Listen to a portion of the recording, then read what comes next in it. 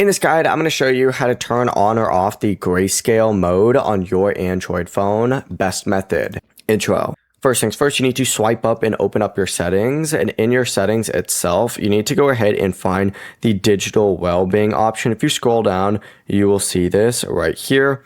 Open that up. Select bedtime mode towards the very bottom. It'll redirect you to a page that looks like this. And then essentially what you can do is turn it on. And if grayscale is enabled for bedtime mode, your screen will then switch to black and white.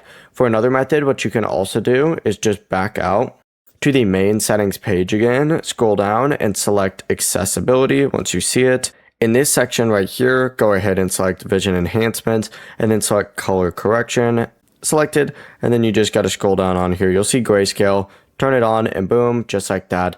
You can return to your main screen and everything's going to be gray. The process is that simple. Before you do leave, make sure to like the video and subscribe to the channel with all notifications on. It really does help with the channel and it lets us know that you want more content like this. We'd greatly appreciate it. And if at any point throughout this guide you did have any questions, just ask them down in the comment section below and we can help you out further. I'm going to be doing my best to reply to every single comment down there. Peace.